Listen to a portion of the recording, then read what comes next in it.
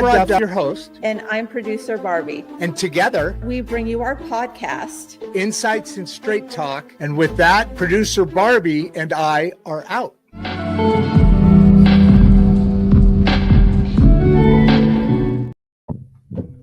Oh, shoot. Cut off. You caught me. I love that song. I love music. You guys know that. I come from a very musical family. So does producer Barbie. You saw her there, right? And Amy, I told you that'd be your first introduction to the world famous producer Barbie. We have another great topic, and you guys know this is an important topic for us because it's personal. I mean, all these topics are personal. We're going to get into Amy's story first, as we always like to do before you guys get all hot and heavy here. We will be kind of laying down the tracks. I'm kind of I'm kind of the person that comes out before the concert or the comedian show or whatever, and they go on stage and they kind of work up the crowd and get them going, kind of burn some time until there's more of you in the, come on. I don't have a lot to say today. Amy's got too much to say. I just want to warn you folks, there's a hard stop about an hour and 20 minutes into this, which actually right now it's 20 minutes. So what is that? Like 10:40. We got just a little bit over an hour here to be able to bring out this valuable information. Talking about a TEDx speaker, multiple, right? Books. Did I miss that, Amy? Gee, I can see you, by the way. Multiple books. Yeah, that's what I thought. A really nice series. And as you know, the stories. So we do, as you guys all know, we do finance, we do AI. As a matter of fact, we have several classes. There's something bright, right? Am I shadowing up? I got to keep my hands down. I got all right. People are starting to come in. Hey folks, how you doing? So AI, we have a couple of classes and communities that we're starting in AI. People are actually wanting to sponsor us at different parts of the show because we cover such a beautiful range. And it's all about the great middle class of America. And as Amy and I were talking, by extension, the world. I mean, Canadian, her husband comes from an Irish family. They're living here in the US in this beautiful melting pot that we have here. But we need to be able to cover the needs. Now, when I say that, that also, it's not a contradiction, but it's a blending of the fact, no matter what race, color, religion, whatever it is, by the way, I'm kind of excited. I'm not going to let anybody, I'm rescheduling Thursdays and Fridays shows. Probably not going to be much going on that day. Maybe I'll do something really quick because I'm driving down south, getting close to my grandkids and buying a home down there. And we're going to move, and I'm going to save a shitload of money because I rent, I have this whole upper floor of this building and I don't own it. He wants me to buy it, but he's done, he's just tired of it. It was left to him by his dad. It was a machinery business before, and it's a great place, but it's in Illinois, which I spent half my life in, back and forth between California, Illinois, and Virginia. My dad was a Marine. And so we spent a lot of time on Guam. My sister was born in Hawaii. I mean, that's why I kind of really have enjoyed and continue to even more enjoy the building of this show. Because I'm just repeating as much of this for Amy as anybody else, because the regulars here now, which I think there's a pretty consistent group that come in depending on the message, but that message is dialed into each subject matter. In that subject matter, we have hundreds and thousands of people that are thirsting for these needs. Like I said, AI, like I said, finance, like I said, health and wellness. I'm putting together something with the VA out here. We've done a couple of shows with veterans. I told you, that's very personal. I mean, I've got a son in the Army. I've got a dad and uncles that were in the Marines, and we're spread all across. Not like a lot of impressive families, but here's the problem, right? They're making sure I can fuck around here on the show in safety and harmony, just like Amy can do her thing, and we all have our freedoms because they're putting their selves on the line. But when they come back, the support is there, but it's lacking, for lack of a better word. But Illinois, and I don't know if all the states have this, but they, county by county, you have to have a fully equipped office, a space where the veterans can get their relief. So we're setting up this thing. We've been talking. They've done some shows really phenomenally popular. I think we had like 800 audience members in that show. But we're going to do like a series. You know, they have playlists. We have one's called the Jetsons. That's the Jetsons are coming, or the Jetsons knew what was coming. And then we have industrial leaders, because we do a lot of talking about industry. I come from a machinery building business. I built up over 30 years. So with all these things, I know a little bit about a lot of different stuff. And but here, oh boy, I'm trying to fuck around with this. Sorry, I don't usually cuss this much. I'm on a roll here, and I'm going to try and tamp it down, because every once in a while, yeah, it's cool. We are a human species, and we're living our human experience. So every once in a while, something. But man, I popped off like half a dozen of them here in a string of minutes. So I apologize. I'll behave more. So you know, I there's only so many things you can say, and to be honest with you, I just want you to meet and talk to my newest ever in the world best friend, Amy. How you doing? Oh, I'm great. Thank you. Thanks for having me. I'm pumped. I am very much the same, because she and I were talking in the green room. You know, I like to call that the green room. And you didn't eat any of the green peanut M&Ms, did you? Oh shit. Because those, yeah, I knew it. I didn't say anything. It's my fault. The reds are probably okay, and the blues are okay. Can't touch the reds though. Next time. Okay. People get upset. It's just something I got to deal with. So we were talking about all sorts of different things, and one of the things that we were talking about is, one, I'm going to behave a little better. So thank you for the shit, Amy. And that made me feel a little more comfortable that I hadn't gone over the line. I'm here for you, man. Very, very kind. You're like the bumpers. When you're a kid and the family goes out bowling and we got the bumper. You're the bumper keeping me, not in the gutter. Right? Right. So, too far. Yeah. Exactly. So you have an awesome story that keyholes in right to our main focus about the great middle class. Look, AI's coming, right? Mm-hmm. I mean, it's coming, and it's coming fast. And but just wait. Mm-hmm. It doesn't flip over in decades now. It flips over in minutes, months, hours, and weeks, So everything's coming really fast. And I only bring that up because here we go. I better shut up and let you get to your story here real quick. Because this is a really good question, Matt, I appreciate it, but don't answer it yet. I still got you. You guys slow down, behave. I got some stuff to get out. You know how I am. So just chill. All right. This is me and Amy's time right now. You can have her in a minute, and then I'll just be flopping along. Okay. So give me a couple minutes here, guys. But seriously, Matt, that's awesome. I appreciate your question.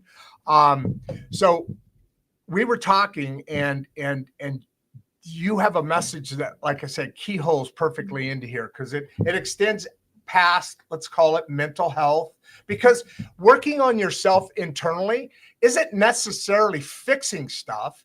It's becoming more better. And that's a word I used purposely because it's so technically sound, more better than you know what I mean? And so you go to experts and you go to people to make you better.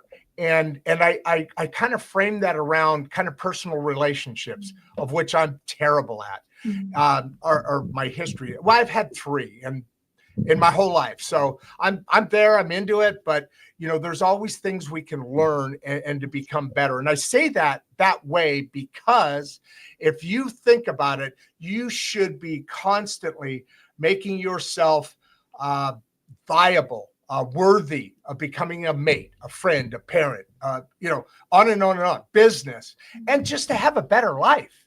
I mean, my life changed dramatically last year. All sorts of stories. These guys know all about it. I'm not going to tell you anything because you don't probably know, and I'm just going to hold that over your head. Okay, but great. It changed dramatically.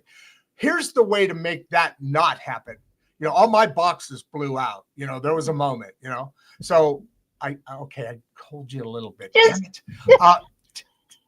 So let's do that. How do you do that in a more passive and comfortable way? But before we get into that story, as we talked about, don't go back to birth. People have, and it's fun, but yeah, I think your journey started a little bit after that. What puts you on the path? What puts you on the path to get into where you are now? What happened? Like what Matt said, what inspired you to write Celebrate Yourself? Don't go all the way there yet, but something brought you here. Yes, for sure. Or a series of things. Go ahead. Go. Yeah. So there's a number of layers. Like, we all have many layers in our story, in our journey. And one of the key components for me, actually, it's not all the way back to birth, but my mom actually experienced both of her parents dying before she was 10. She was a small human. And whoa. Do not pass that little thing of stuff up. Is that and I don't want to get personal. I'm sorry. Well, I don't want but did they know? Was it, they both died before she was 10, or a car accident or something? Well, she tells the story that they didn't take care of themselves, and it was a lot to do with alcohol. So that's the messaging that I heard. And but you know what, that's an important point, is this idea of they didn't take care of themselves. This is the message that I heard as a small child. The reason I didn't have these grandparents, that she didn't have her parents around, was because they didn't take care of themselves. And I'm sorry. I'm so sorry. I went through, I thought I did a pretty good introduction, but you just reminded me, and I should have remembered when you did that earlier with the ring.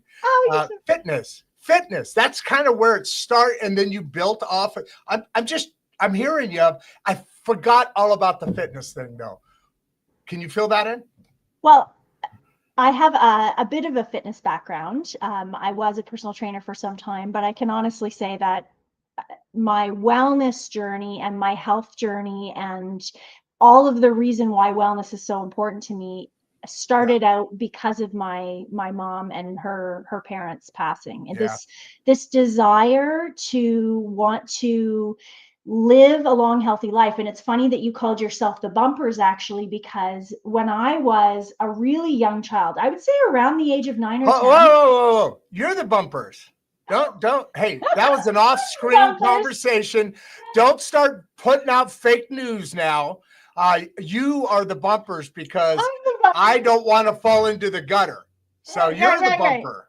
Right. Okay. Get the story right. Get the story. I'm the bumpers. Okay, so what I love is that you brought in bowling, okay? Because when I was around the age of 9 or 10, I made a decision that I wanted to live healthy enough so I could live long enough so I could one day be a great granny to my future great grandkids and go bowling with them. I made the decision back when I was 9 or 10 that it was to be like this rock star, maybe purple hair, and bowling with my great grandkids. I don't know why bowling. So it's funny that you brought up bowling also, but bowling's cool. I used to go bowling with my dad. He hit a 300 game once, actually. Wow. I'm not a good bowler, but I'm not either. That's what I wanted to do when I was 10. But it's this knowing that with the studies we now have of epigenetics, shit. It's all good. I'm still here. I'm still talking. With the study of epigenetics, we know our health. I'm back. I'm back, baby. I We don't know that- what the hell I did, man. I clicked me off, and all of a sudden it was just me, but I could hear you. I don't know if they did. So I don't know if repeat they can hear me. the last couple seconds. I'm getting the hell out. I'm not popping in for a while. I got a lot of stuff to read here. Take it over. Fix this show for me, would you? Just kind of, you're a podcaster. Bring it back together. Bring a little professionalism out. I'm going to duck out, take a breath, regather myself, and I'll see you after I get to 15, 10, 12, through these things. Fix Okay, it, great. please. Fix it. Fix it. I'm getting on track here. So I made this decision when I was a really young child that I wanted to take care of myself. And we know with the study of epigenetics now that how we live our life now impacts us into our later years. We know that the choices and the actions we make now impact us into our later years. And I really this was a driving force for me. Now, listen, I'm not perfect. I've made some choices, along the way as teenagers and young adults in university and college do, and all the while having this underlying desire to maintain my health and to make choices that help me to, from what I can take care of, from what I can control, to live healthy and have a strong, healthy life. So one day I can be around with these kids. Now, this was the beginning of my journey in wellness. It's why I went into kinesiology in university. I knew I wanted to help people with their wellness in some way. That's the study of the muscle and the tendon. That Kinesiology is the study of the body. Yeah. Yeah, the structure of the body, right? Yeah. It's a cool science. It's very so I knew that I wanted to help people with their health, and I definitely had, as you said, fitness. I was in the world of personal training for a time, a very brief time actually. Was a wellness coach for the last 15 years. Have pivoted into executive coaching and life coaching. Mostly because I love to see the shift in the thinking. So I was helping people on a number of levels with their physical health, but many people, and I'm sure we can all relate to this, many people know what to do for better health, but sometimes our thinking and our habits get in our way of actually doing the things that we know and I don't like using the word should, but I'll use the word should here, that we know we should do these things, but for whatever reason, there's stuff in the way. And so I've become even more excited about, like, how do we improve our thinking? How do we shift our thinking in order to get the results that we want to have in our life? So that's been a big transition for me in my life. And I can tell you one story that really was one of the big catalysts for me shifting. And I think I saw a question that relates to this pop up a moment ago. Hold on. I did that. I do that every once in a while, just so you know what's kind of coming up, just the next few, because you're building that. So we have to flow with these guys, right? There's a little bit of work here. So okay, so go ahead. Yeah. So many years ago, I think we're probably at about 15 years ago, I'm still with this nutritional product partner. I'm still passionate about sharing those nutritional products with Today people. You're still with them? I am still with them, yeah. Who it's is called it? USANA Health Sciences. USANA? Yeah. USANA Health Sciences, yeah. Hold on. Stop. No, you're not going anywhere yet. You no. said sauna. Is it sauna like USANA? Is it like USANA? Right. Is there a sauna involved in that? There is not a sauna. Damn, I love saunas. I have them in my house. But anyway, go ahead. Yeah, You're so funny. Awesome. So, Producer Barbie. So USANA Health Sciences, my product partner. I've been with them for what do they do? 17 years now. It's personalized nutrition products. So supporting people at the cellular level. I could talk about your cellular health all day. We're not here to do that. We can. Oh, no. You got a hard stop. So quit teasing me. Keep going. Okay. So in that business, I had a mentor, and I was recording what I was up to for growing my business in this one-page Marketing. document.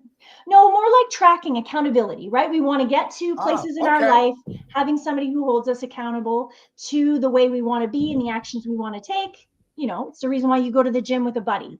So you have that person, right? Anyways, Exactly. I'm filling out this form for her, and she calls me out on the fact that I wrote in this 1.5 page document that I needed to do these things. I need Oh, 12 times in a page and a half. I needed. And I was putting this tremendous amount of pressure on myself, yeah. crazy amount of pressure on myself. I was stressed out to the max. I was not happy. I was not achieving what I needed to. Wait. Was this time? Sorry, I got to dig down every now and then. Yeah, did you? Well, it seems like a lot. I'm just having too much fun with this thing. So you've been with this partner for 17 years. Yes. This lady, you said it was late. This person is part of that company and brought up this needed thing. Was this 17, 15, 12 Oh, it was about years 15 ago? years ago. Yeah. Gotcha. Go ahead. Yeah. So it truly was a turning point for me in my thinking, a true turning point in my thinking, because it was this wake up call that she gave me. Oh, please. Come back. Ah. Hold on. I think we got a glitch. Are you back? I'm back, baby. All right. So yeah, baby. So sorry, when a beautiful woman like half my age says baby, I'm like, thank you. so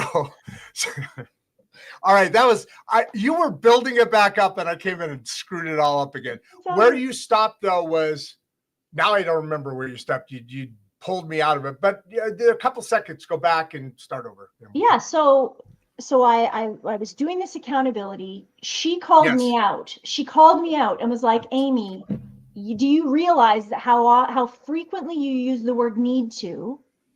And it was like this smack in the face. I mean, she didn't smack me in the face, but that's what it felt like. And I got totally defensive, and it was the wake up call I needed to realize that our language, the words that we use out loud to other humans, and the words we use to ourselves, make a tremendous difference on how we actually experience the world, how we actually think about ourselves, the stress that we feel. And me simply writing, I need to do that, and like, try those words on. The word need to is like yucky.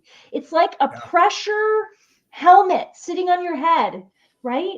It's not a happy word. It's like begging. It's like begging forward instead of building from. Yeah. I feel that. I see it. Right. And so it was really the beginning of my connection Now to I really see it. Really focusing on language, the way that we're thinking and the way that we're speaking, and how that relates to the results that we're getting, the experience that we're having, the feelings we're feeling in our life. Great point. Yeah, that's one of my big shifts along my journey so far. So as far as I see a couple of things building here, we were kind of in that journey that got you to the journey, and now you're on the journey and building from the journey. That was kind of fun to say. And you so early on, the health thing. How can I've made it to grandpa. Well done. Thank you. But I've got also a little bit of a lean in because I have one older and by the way, not grandpa. I am a grandpa of granddaughters, which is freaking awesome. I raised 5 boys. And now you got all the girls. Now I'm getting all girls, exactly. The only thing I needed to know about the boys is how to do carpentry work, because as they were rustling around going over couches, their ass would go through a wall or something. Yeah. Pretty simple to handle, boys. Girls are totally different, but granddaughters, I got everything's perfect. Yeah. And so I'm actually moving down. I'm buying a house down there by them. So I'm heading out. Yeah. So that's that story, that journey, like you said, you've kind of got to the point of where it is now. And what I really loved is the transition you talked about from the health to the executive, and how people react and talk to themselves, because health is very important. But if you don't have the other, you're probably not going to do the health that much. Bingo. That's why I started working on the thinking. Because hey, you talk about layers, by the way. I like to talk about colors between the layers. So go. You got me hooked, man. So let's talk about the colors between the layers. I want to dig into Matt's question here, because this kind of brings things together. What inspired me to write Celebrate Yourself? So one of my biggest... Tell us a little bit about the book as you go along. The book, Celebrate Yourself. It is Become Your Own Cheerleader Through Mastering the Art of Self-Love and Unshakable Confidence. I was a cheerleader. I am quite enthusiastic and energetic. Shocker. So, right? Yeah. Let's Shocker. Go. Wait, let's go. Who was it? The Golden Hawks.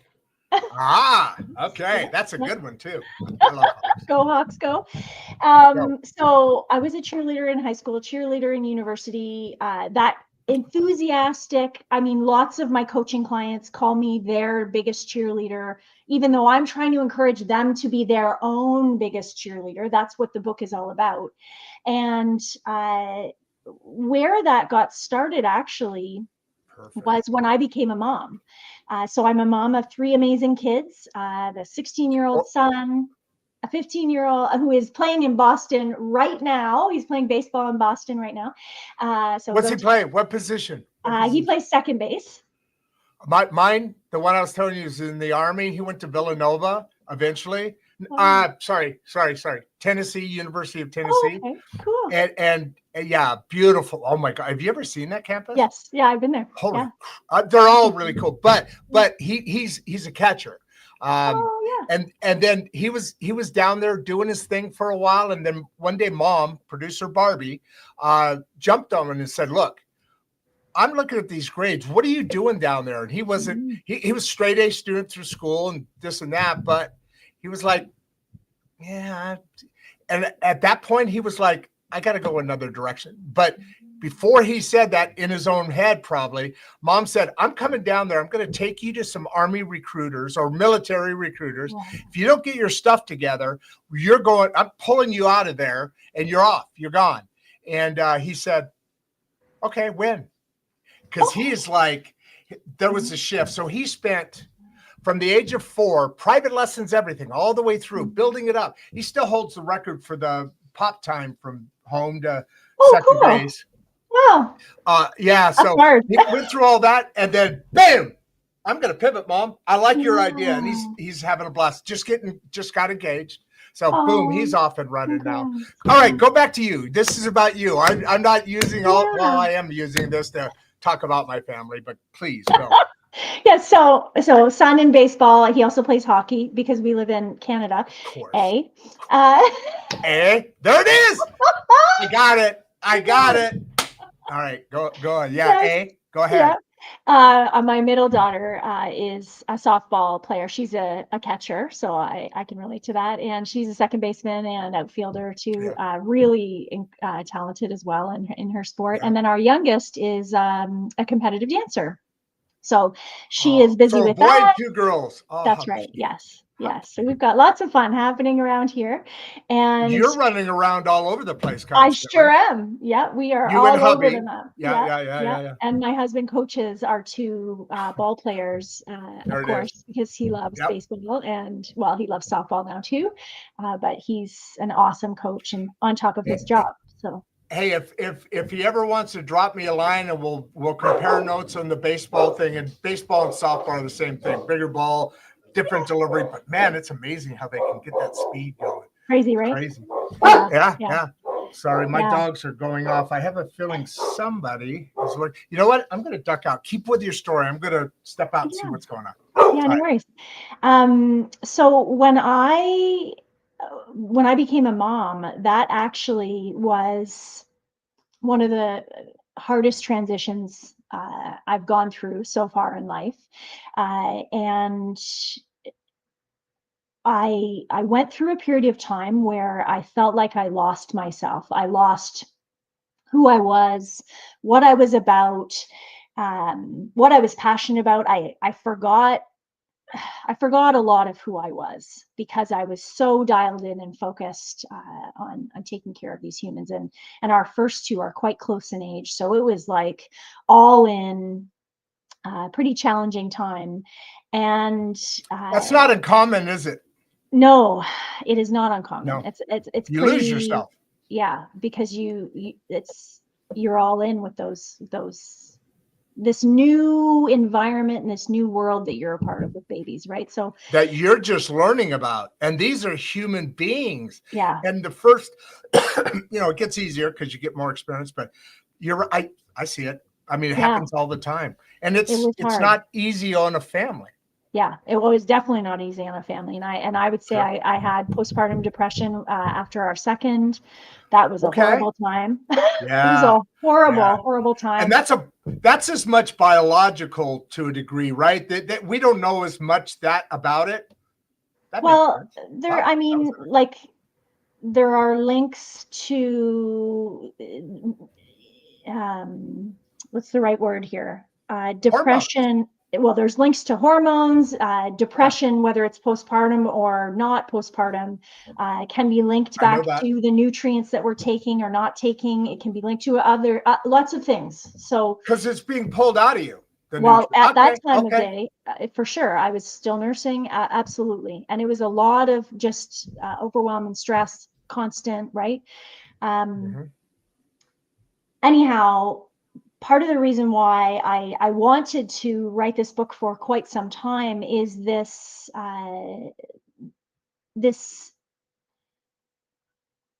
desire to remember that I was worthy and enough became evident to me.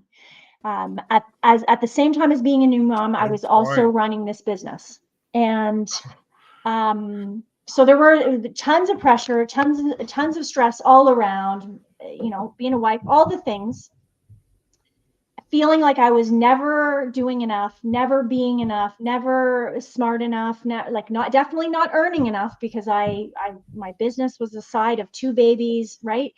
Trying to please all the people. That's what my podcast is about, people pleasing, just not seeing my worth at all. And, going through this very, very low time of feeling like I was not enough. And luckily, I'm a person who is deeply passionate about personal development. You can see the books behind me in the background. I have another giant bookshelf that's full as well, like probably 3 more in a different part of that. I'm obsessed with learning and continuing to up level. And I went to this course, this leadership development training. I think it was about 3 days. And there I thought I was going to learn how I could grow my business on the side of these humans and all the things. But what I actually uncovered, that was in Toronto, Ontario. When was that was probably 3 days 14 years ago. Okay, so there were so there's a little track record building here. 17 years ago, the business. Your oldest is, how old's your 16. oldest son? 6. So, Yeah.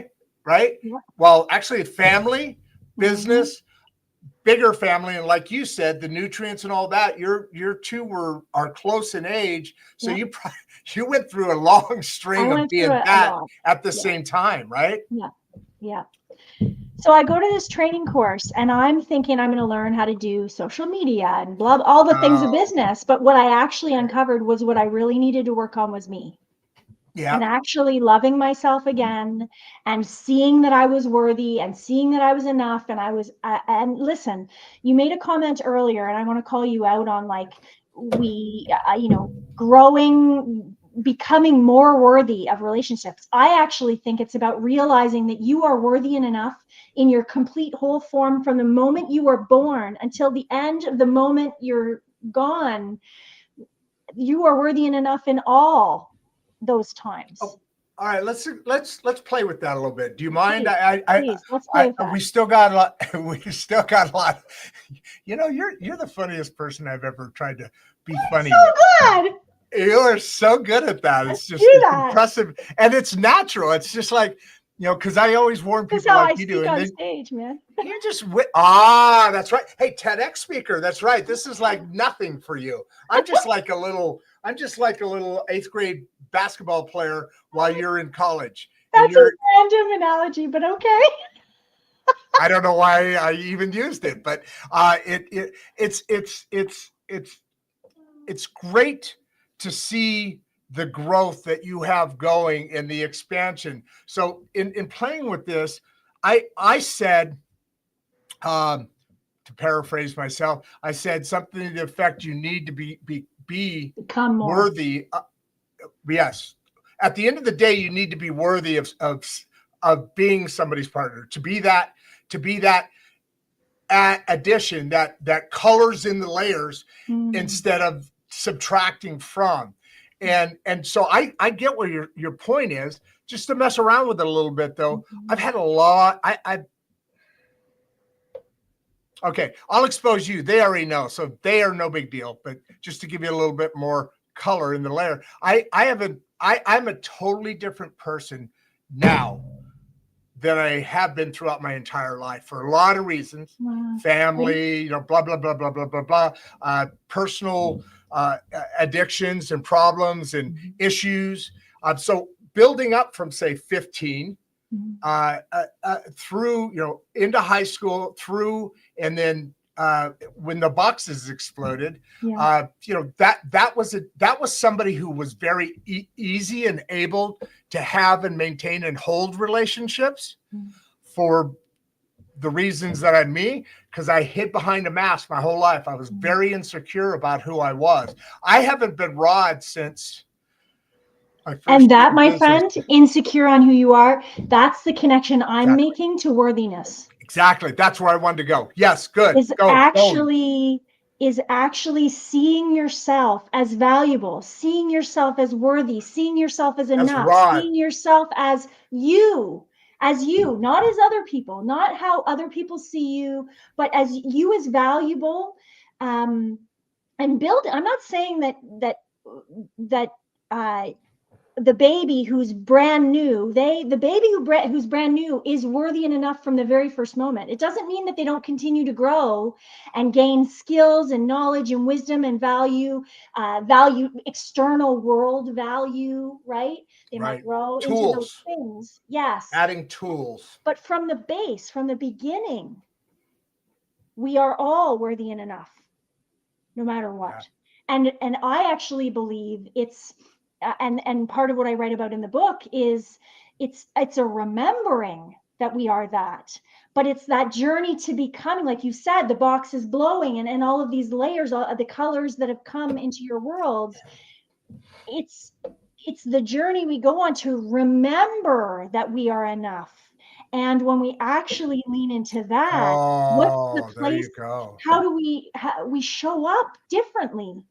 When we're not beating ourselves up, when we're not judging ourselves constantly, when we show ourselves more love and kindness and compassion, that's what the book is about. That's why I wrote Celebrate Yourself, because for me, it was remembering. And I did a variety of things in order to come back to this place of loving myself. One of which I'll give you the hint, so you don't have to, is finding a baby photo of myself. And I have this baby photo of myself beside my computer. So as I'm having moments of self-doubt, as I'm having moments of treating myself unfairly, judging myself unfairly, being horrible and unkind, those things, we fall into those traps. My friend Matthew, you're asking, how do you handle days when your inner critic is especially loud? I look at her, is one of my strategies. I look at this version of myself and I say the words, I was enough then and I am enough now. I am in that self-coaching mode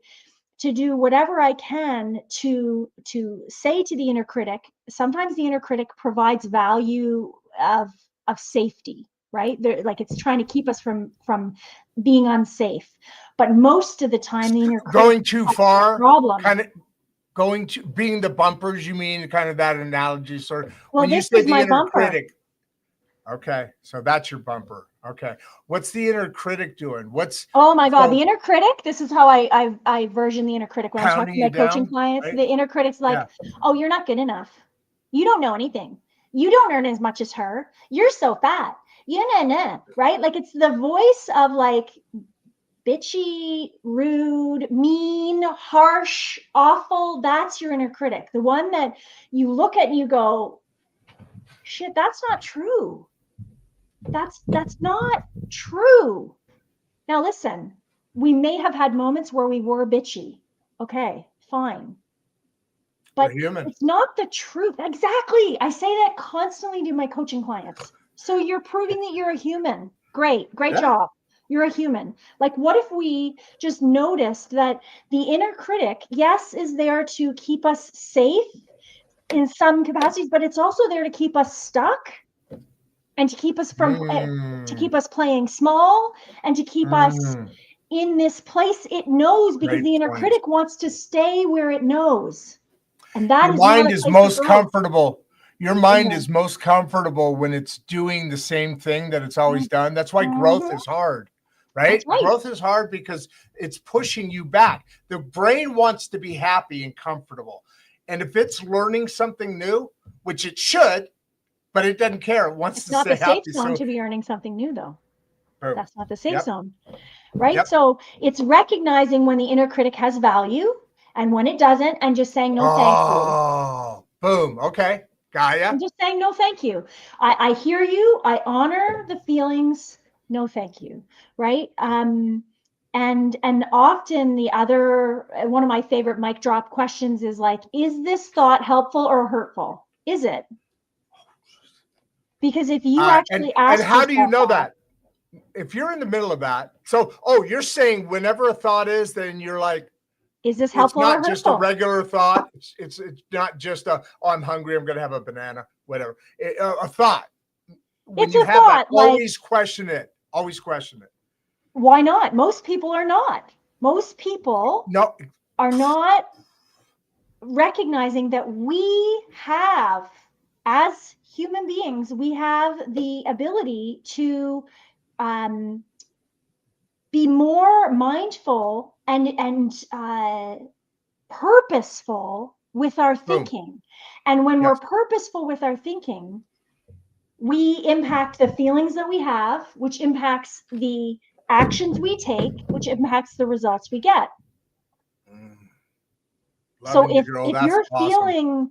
if you're feeling shitty and you're thinking these thoughts of like, you know, I'm never gonna get the job I want. I'm never gonna have the relationship I want. I'm awful. I'm ugly. I'm fat. I'm blah blah blah blah blah blah blah. What is the feelings you're feeling right then? What are the feelings that you're feeling when you hear those words, Rod? What are the feelings? Depressed. Yes. Totally depressed. Let And me what just are the add. actions you take? What are the You pull in. You lower your own thought. You don't go after things you might have before. I remember my dad used to use those kind of words a lot. Like he'd make a mistake and he'd go, oh, "Dumbass," and he didn't even think about it. It's just probably what his dad did.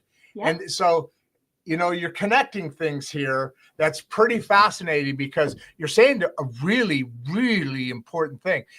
I didn't catch it, but I'm glad I asked you back and you just filled it in. If you're saying, if my dad was saying, "Oh, you dumbass," because I see myself, and I joke around about it here on purpose. I say those things and people are like, "No, you're awesome." Like that's a comedic thing, right? Mm-hmm. But when you're sitting there self-talking yourself, then you ask me the questions. You're not doing things that you would normally go after. You're not sending a vibe out that the world necessarily wants to be part of. Our frequency is either attracting or not attracting other people, right? Yeah. And if you think about, we're having these horrible thoughts, and then we're feeling these horrible feelings, and people get in this like trap of like, well, why? I'm like, okay, is it helpful or hurtful? Is it helpful or hurtful? It's hurtful. What does it matter? So how do we like shift the thinking then? Right? Good point. It's looking at in my opinion, some people go, okay, so let's use the example. This is the easiest one that I can use as an example. I'm not making enough money. People are saying, I'm not making enough money. I suck. I'm not making enough money. And the feeling is shitty, right? Because you're not making enough money. So how do we shift the thinking so that we get a better feeling, right? How do we shift the thinking? What if it's, I'm not making enough money yet? I'm not making enough Good word. money. Yeah. I'm not making enough money. And I love the word and I'm working on changing that. So instead of I'm not making enough money and then feeling depressed and angry and blah, blah, blah, it's I'm not making enough money yet. This gives, even that one word gives you that, what does it give you? What feelings do you come up with when I say the word yet? I'm not making enough money yet. What do you hear? What feelings? Hopeful. Hopeful. Bingo. Vital, yes. even. Yes. Encouraged. Encouraged. The possibilities are opening, right? So it's like, sometimes it's taking a moment to think about the words that are coming out of our mouth or the thoughts that we are thinking and noticing, okay, are the feelings I'm getting actually the feelings that I want to be having? And if they're not, going backwards to what are the thoughts that actually would get me where I want to be? Because I'm not earning enough money yet. Now gives me hopeful feelings, which means I take better actions and I get better results. And you're taking better actions, you're getting better results, you're taking better actions with more solid footing. You know, you're describing a place, a journey that everybody, right? The human experience. We're human beings. We have, more than we ever talk about. And that's why I love these shows so much, because we're starting to dig into things and kind of, mix them around and scoop them up and lay them back out, because we're human beings. It's a human experience. Earlier, you talked about, I'm trying to keep this on pace. So I'm going to keep my little shoots off into different directions. I love it. Yeah, my tangent. The ability for us to be able to have this human experience is our own human experience. And this used to sound bizarre to me when people first started, like many years ago, because I never really looked at what they meant when they said, no two humans live in the same world. Yep. Side by side, whatever. No two humans experience the same life. You know why? And yes. Let me throw it. Oh no, this is your show. Shit. Go ahead. I know you know why. Take it. I set you up on that. That was pretty good. That was really good. I'm gonna get the home run now. Here we go. You better hit her, Dinger, because I had one coming. Go. So every single person has the filters inside of us based on our values, our attitudes, our beliefs, our experiences. And we have millions, maybe trillions of bits of information coming at us constantly. And our faculties can only process approximately 126 bits plus or minus 7. And that's according to research.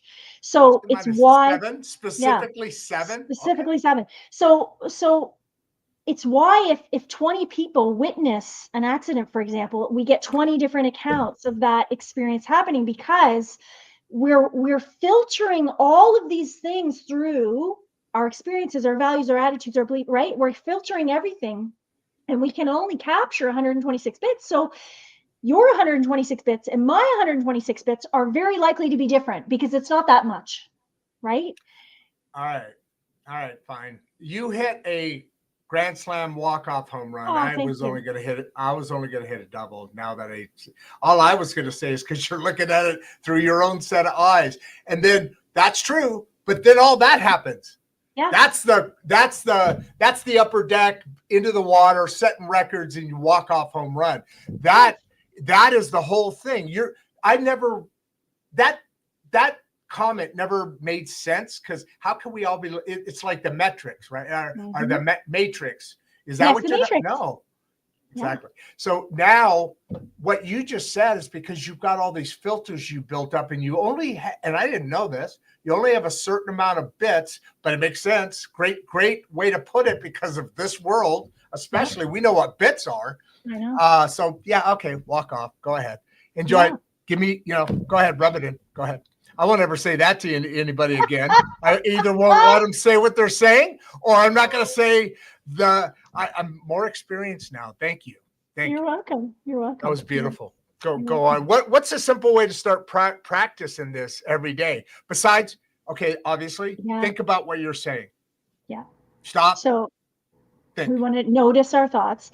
But Jack, this is, again, I'll go back to why I wrote Celebrate Yourself, because I actually believe that's the best way for you to begin showing yourself self-love. So what do I actually mean by celebrating yourself? I mean, the moment you get out of bed, first of all, let's celebrate that we have this new day, right? Because some people don't wake up. And then I would say to my clients, the first thing I say to people on my coaching call is, what are you celebrating today? And most of the people look at me like I have 3 heads. And most of the people say I have nothing to celebrate. And I say, isn't that interesting? So I'm not judging, but I'm like saying something to get them to see that we're blinded to all the good things that we are doing in the day. And I believe that if I followed you around, Jack, I would find hundreds of examples. She's not a stalker, Jack. She's not a stalker. But small and medium and large things that you're doing well every single day, but we're just ignoring them like it's life. It's what you do. Well, what if you actually started to notice? And I say to my clients, well, did you brush your teeth this morning? Well, yeah. Like, well, let's celebrate that, because there's lots of people who don't do that. And we know the value of taking care of our teeth with our health and blah, blah, blah, right? We know. And okay, did you have a shower this morning? And to someone who's become a mom, honestly, having a shower was a big deal. It was a really big deal, because everybody else. Teenage boy. Oh my gosh. No, but like when I became a mom, I mean, it was a big deal to have time to go have a shower when you're taking care of all these other people. But for teenage boys, yes, they also need to have showers. But so do teenage girls. Like all the human bodies, it's important. Trust me. Just wait till your granddaughters get more smelly. I'm just, but yes, but it's that idea of like, what are the small, did you put face cream on this morning? Well, that doesn't matter. Well, that's a beautiful act of self-love. Did you put sunscreen on before you went out to do whatever you did this weekend? Did you put sunscreen? That's an act of love. Are you taking care of this human vehicle that you are getting to ride around in this trip, this life journey? Are you taking care of it? Are you taking care of your mind? Are you, some people live for coffee. I don't, but did you have coffee this morning? Because people tell me, oh my gosh, I must have my coffee. I'm like, okay, well, did you have your coffee this morning? Yes. Well, then why don't you celebrate that? And they just look at me like, well, why would you celebrate that? Because you had the opportunity to have coffee. There are many people who do not have that opportunity. Interesting. Good point. Right? Yeah. So we start to look through this lens of celebration. We start to give ourselves more credit. And I actually believe if we go back to the wellness piece from the very beginning, people say to me, okay, well, I want to go on this new health kick journey. And I say, okay, well, what are you doing well first? And they're like, well, what does that matter?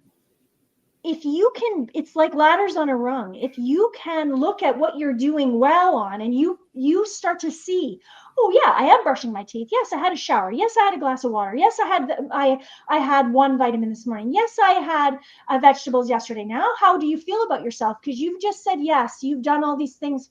Now how do you feel? You feel like, well, I think I could probably do something else, because you're seeing yourself from that elevated place versus I only went for a walk for 5 minutes today, or I just went for a jog around the block for 10 minutes. Right? The language, the words that we're using. I know, exactly. I heard it. Thinking, right? That's why I'm trying to really kind of ham it up a little bit in the way I'm presenting it, because actually you're not hamming it up, are you? Have you ever talked to people that are in that place. I know. That's what they sound and like. they have that just same did- exactly. I know. This is how Go my ahead. coaching Yeah. clients sound. So it's like, it's looking at the language we're using. It's looking at the words we're saying. It's celebrating the small milestones so that we can, in fact, take the next step on the ladder. So if you want to go start moving your body more, you want to go to the gym. I also ask, do you actually want to go to the gym? Are you only saying you want to go to the gym because that's quote unquote what we should be doing? Or how do you find a movement that feels good to you? Do you find ways to move your body that feel awesome? Right? Oh, Do you you made me like have going to for do that. walks? Right? Yeah, Yeah. stretching. I mean, like, even if Oh you my said God. It's the every best feeling in the day, world. for you, every day, Rod, between your calls, you did 1 minute of stretching, or even we all did, 1 minute of doing this Endorphins. movement. You're getting endorphins, your muscles are moving. I talk about wall push-ups for people who are like, I would never do a push-up. Never, never way. I'm like, well, could you do it from the wall? Well, maybe. Could you do 5 of them? Probably. Could you do 5 of them a day for 100 days? I think I probably could. So do you think 500 push-ups would make a difference? Probably. 100%. And more importantly, in that idea, it's as you've done 5 and then you do another 5 and then you do another 5, you start to build belief in yourself of what else can I do? Look at me go. And after a few of those 5, you're going to end up going to 7 or 10 or 12. Bingo. It's just going to happen. And I mean, naturally, you're my going to get God. a little bit stronger and a little bit. And then I say, okay, well, then we go from here, push up against the wall to a little bit of an incline. So we find some stairs or we find a countertop, right? So we're not going from Love the that. floor.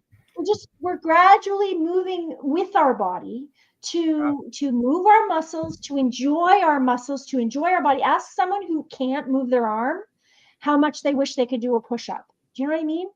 So Can I interject something here? I was going to behave and not say anything, but that when you said that last thing about somebody can't move their arm, I told you I got to this place through a series of things. Starting, I like people telling their stories because how did you get to the journey? 3 years ago on Memorial Day, so just 3 years and a month ago or something, a month and a half ago, something like that, I got a motorcycle accident. I broke every bone on this side of my body. And I was in the hospital for 3 months.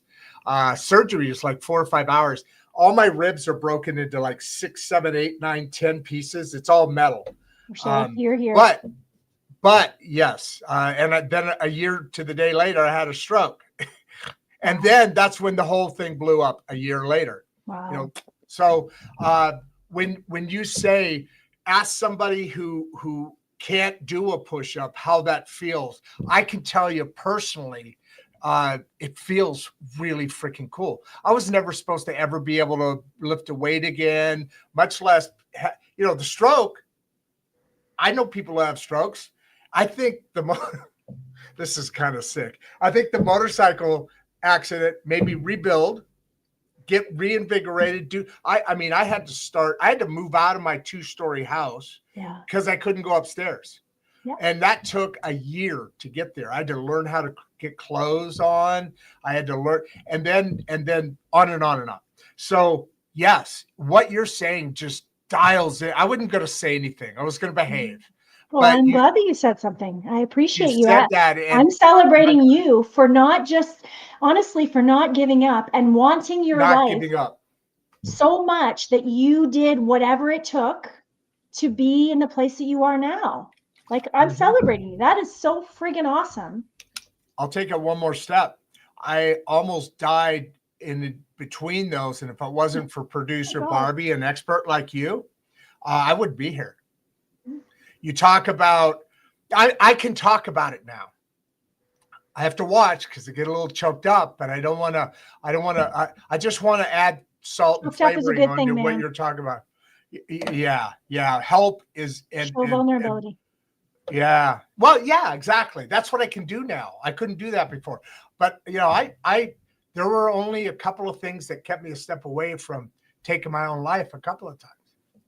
Go Go ahead, please. Just take. I'm going to step off for a second here. Thank you. Well, I appreciate you being vulnerable, because this is actually where we make the biggest difference for other people, is when they can see the real raw truth behind the low points that we can get to in our life, and how you have overcome this, how you have come to this new place, how you value the life that you have, and you put in the hard effort and you put in the hard work. And so I'm celebrating you for being vulnerable, and I'm sure all the people who have the relationship with you wish they could give you a high five and a hug, because you go there. So you're going to get mad at me, but I'm doubt it.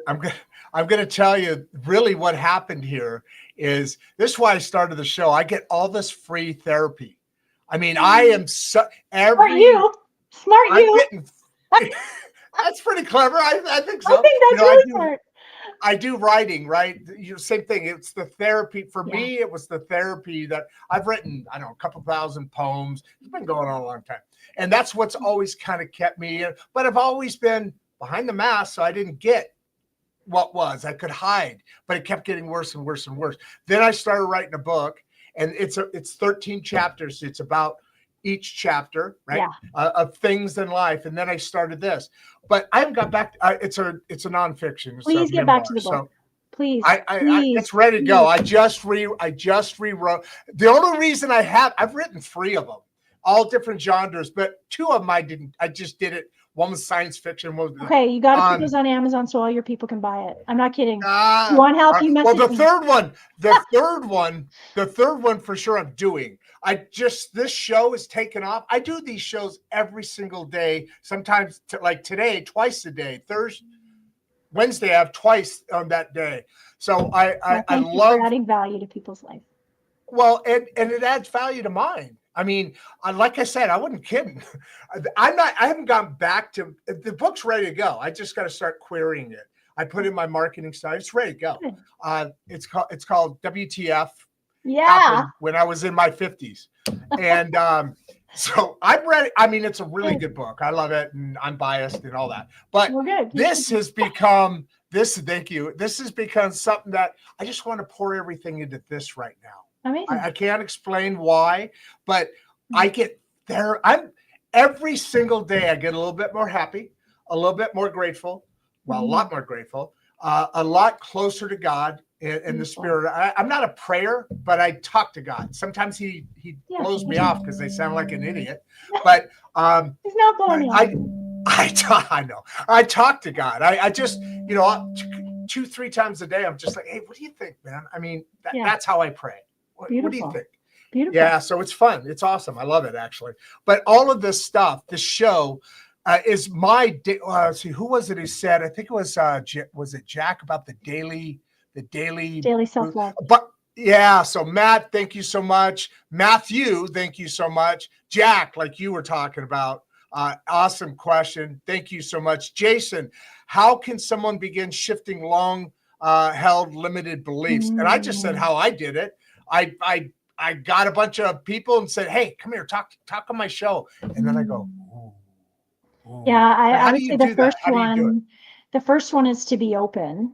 That, in my opinion, messages and people will come your way to help you along your journey to shifting beliefs and making new mindset changes. Another one, Jason, that I personally have had a significant difference in my own life is through a technique I use in my breakthrough coaching. It's called timeline therapy. There are some people in the US who are certified to deliver that. I certainly am certified to deliver that as well, but it is a beautiful technique that helps shift long-held limiting beliefs in a really short period of time. So much that last year, when I went through significant training around neuro-linguistic programming, timeline therapy, hypnosis, a lot of these different techniques. Wow, cool. I myself had such a difference in my own thinking and in my own life, that True my that. business and I believe my family relationship, it's gone a significant shift in my business because I worked on my own limiting beliefs Wow. because of this. Wow. So yes, you have to, because your limiting beliefs keep you where you are. Mm-hmm. And if you're not making mistakes, you can, if you make a mistake, you can self-talk to stay where you are. But if you're staying in the same place, you're going to be safe, but you're never going to grow. You're describing a straight line. Life for us should never be, and is not, a straight line. It's this, and experts like you, exactly. They're the ones putting the lights along the path, the journey, the guiding. So you, yeah, I say shining a light with a flashlight. Yeah, exactly. So I don't fall in the gutter, right? mm-hmm. That's the beauty of having. For me, it was kind of almost a growing thing, because I literally, I have a machinery business I wound down, and am still technically a salesperson, but you have to go out and see clients. I used to call and cancel for 2 months. Almost 2 months. I couldn't get out of my apartment. Producer Barbie brought me to that, which got me to professional help, like what you're talking about. Bingo. So these things matter, man. They matter. Yeah. Jason, love what you're saying here. Let's see what, she's been on here a few times. I know that for sure because I can't say her name. Remember, I told you I love Ichel. Maybe Ichel is what I was thinking. Yeah. What does emotional intelligence look like in real life? I love this story. I mean, you talk about it. I've seen several things going into relationships. Even this is obviously beyond more, but people ask, I want somebody who's emotionally intelligent. Well, could you handle somebody who's emotionally intelligent? That was kind of my opening part. So, Ichel, what does it mean? What does it look like? I'm sorry, I'm not asking Ichel. Amy, what does it mean? What does it look like? That's a really freaking great question, I think. Yes, thank you for that beautiful question. So there are a variety of different ways that we can demonstrate emotional intelligence. We look at things like self-awareness. So are you aware of how you're showing up? Most people, honestly, are not aware of how they're showing up, not aware of how their face expressions look. It's why we have the the concept called the resting bitch face. People aren't aware of how they Whoa, okay. That's a cool word. Resting bitch face. Oh, you must have heard this. I did not. I mean, I do a lot of good information gathering, but I would have remembered resting bitch face. Okay, so this is resting bitch face. What is it? Please. This is people looking at the camera like this. Hold on. This needs a better look. Hold on. So if I sat here through this entire. Oh my God, I'm already in pain. Seriously. Right? Or it's like. I've seen that. Hold on. But remember. Oh, sorry. Oh, that's judgy. Judgy.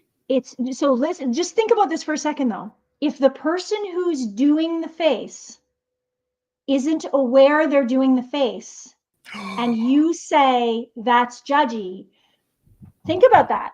So we're making a judgment based, good, bad, right, wrong, but we're making a judgment. You're at another level. So in other words, I'm like making a judgment on their face as though they're at wrong. Oh man, you're at they another may level. or may not. You're playing 4-level chess. That's all you're doing. Right? But they may or may not even, it's like this. Think about it from this perspective. When people say, oh. Come on back. Oh, there we are. Oh, your last thing you said was, and then you froze. Okay. By the way, I'm gonna, we're not too bad. We're coming up on that time. Yeah, like 5 more minutes. Oh, 5. Okay. Go through what you were just going to say, and then let's rip through, because I'll get in trouble again if I don't read these questions and then finish it off for you.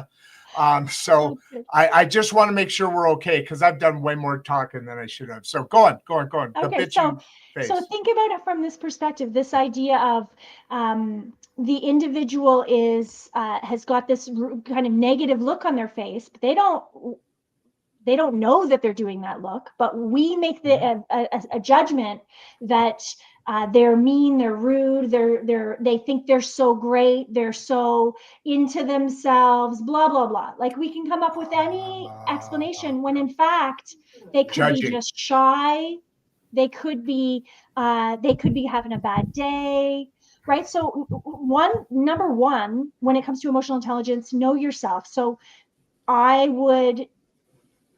utilize this kind of experience to pay attention to how my face is showing you what I'm feeling. Okay. And knowing what my face looks like when I'm angry, when I'm sad, knowing what my face looks like, so it's the communication is clear when I'm trying to deliver that type of communication. Then there is awareness of others. So it's kind of what we're getting into of, reading other people's facial expressions, body language. Awareness of others is important. How other people are speaking.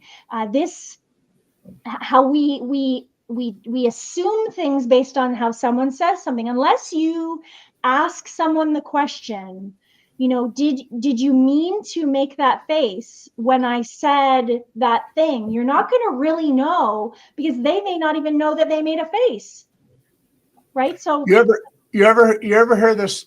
Of course you have. I'm just saying it to bring the statement in. I think it's Roger Kipling, part of one of his poems, and I watched this TV show that's just filled with lessons. I won't go into it. But there's an example that the show uses from his poem, writing a painting on the wall. It said, "Be curious, not judgmental." Yes. Be curious, not judgmental. Right? Yes. That's exactly what you're saying. Be curious. That is one of the best ways for emotional intelligence to show through. Be curious. Can you go back to the question before this one, and I'll try and answer. That's the biggest mindset shift that changed your life. Thanks, Clive. I think, Clive, it's probably that I'm enough. Like, if I have to pick one mindset shift, it's transformed everything. It's caused me to take way more action. I honestly, if I hadn't have done that work on embracing that I am enough, I wouldn't have gone on that TEDx stage, the first one, because I was still in that state of like, I'm not good enough. I couldn't possibly ever do those kinds of things. Writing a book would not even have happened, right? Like, so yeah, certainly that makes sense. I'm enough, and so are you, Clive, and so are you, Rod. Yeah. What was the next one? How can NLP help us reduce stress? Oh my gosh. Well, as I don't have hours to go into this, what I would tell you, what is it? Neuro Linguistic programming. Okay, that's what I thought it was, but I didn't want to miss your brain, your language, the thinking in the language, and the programs that we continue to run. The programs, the habits that we continue to run over and over. Can you go back to that question so I can see it again, please? So how does it help us reduce stress? As I said a couple of times, when we look at the language we're using every single day, we can link that back to how we're feeling, the feelings of stress that we are either doing or not doing. And so if we are constantly in a state of stress, I would invite people, Danny, to go back and actually do a tally or a little journal of what are the thoughts that are coming up. I often make my clients do the need to, have to, should tally. How often are they saying I should? Oh, I should do this. I should do that. I should do this. How often are they saying I need to? How often are they saying, right? This idea of really keying in. And then utilizing some neuro-linguistic programming techniques. That'll help. You can reach out to me and change I can answer more. Yeah. Yeah, we got your information. That'll change that too. Just what you're saying. Like you said, I get now that neuro, that path. Connection, that right? Changing it slightly to go this way instead of that way, because you're you're being more active with your body to start off with Yeah. where we kind of have gone down this conversation. That's beautiful. Thank you so much, Danny. That's awesome. John Morris, how can someone identify if they're dealing with imposter syndrome? I know this syndrome, but that's a great question. And it's, again, going back to being active, right? Neuro, right? That Yeah, neuro and honestly, I don't have time to go into the long answer here, John, but what I would say is, listening to the language, I would not be able to in 5 minutes evaluate whether or not you are dealing with imposter syndrome, but over a period of time, in a few conversations, looking at the people's language, looking at the challenges that they are facing, I have some strategies that I use in my coaching business to evaluate whether or not they're dealing with imposter syndrome. And then couple quick ones, just quick ones. The one is like, I'm not good enough, I'll never be able to do these things, like these That's kinds of language. It's like my own example of going for TEDx or not. I could have continued to hold myself back because of the imposter syndrome. Even when I was sitting there, honestly, when I was sitting there getting ready to go on for the first one, I was having those moments of imposter syndrome of, oh, I shouldn't be here. What do I know? And one of the most helpful things one of the other speakers said to me was, Amy, just speak to the one person in the audience who is meant to hear what you're meant to say. And that really helped me get over that moment of the inner critic just judging me like crazy, and just step forward into the fear and face it anyways. So beautiful. That is beautiful. Yeah. And that makes a lot of sense. I would love to be over to talking again, but now I've put myself in a narrow path here. I like what Lynn's saying here. Celebrate yourself. So it sounds a little rushed here, so I apologize. But look at Lynn right there. All right. Take your hands off. Show the book again. No. Show the book again. Celebrate yourself. Those are pretty colors. Love the stars too. Should everyone's shelf on everyone's shelf? Thank you, Amy. Perfect. Jim Carrey. Hey, Jim Carrey jumped on with us here today. What's one thing you wish? And Jim's been on here a few times. I always try to figure out if that's his name or if there's a Jim Carrey out there ready to come on the show. Just kidding. So what's one thing you wish everyone knew about confidence? I think I know this one. This is a great one. Thanks, Jim. You nailed this. Honestly, we can access confidence by taking a tally of the celebrations, the daily celebrations. We can access that confidence quite quickly, actually. Writing it down, the daily tallies of what, like you said, brushing, lotion, self, all that. But more so, if you're seeing like, I don't have confidence around speaking, I would, if I was coaching that person, I would say, okay, well, let's think about, when have you done any kind of speaking in the last 2 days? And they'd be like, oh, I don't know. I'm like, well, did you speak to anyone at work? Well, yeah, but how's that relevant? I'm like, well, it's this idea of sharing your message 1-to-1, sharing your message 1-to-2. If you've had a meeting, you've shared a message 1-to-7. It's not much different than that, whatever. Right? Yeah. It's looking for the moments, looking for the proof that you already have available to you. Okay, because I gotta jump off soon, my friend. I don't want to, but I gotta, because I've got a coaching client. Fine, real quick. Inspired and ready to take action. Thank you both for the live. Last one here, and then get your ass out after you give your new waves a high and your new fans a high. Do not take all my audience. We'll share them, no problem. But all right, last comment. Play. Oh my gosh, I am obsessed about being outside. Obsessed with being outside in nature. Grounded. Truly. Oh, I spent the entire weekend at a softball tournament with my feet in the grass. Okay. No shoes on, right? No shoes. No shoes on. Feet in the grass. I know this. I love that. Splash pad with my youngest, like outdoors. I could sit and listen to the birds all day. huge. Nature, yes. Fresh air, love it. Love it. Thank you for that question. This has been so much fun. You're so fun. Yeah, you're Thank a you. blast. That was a good time. Go make somebody else perfect, and bring them on next time. Let's stay in touch. I'm going to kick your butt out of here, so it looks like you're trying to stay. And I'll finish up the show here a little bit. You get last comment and wave everybody to bye.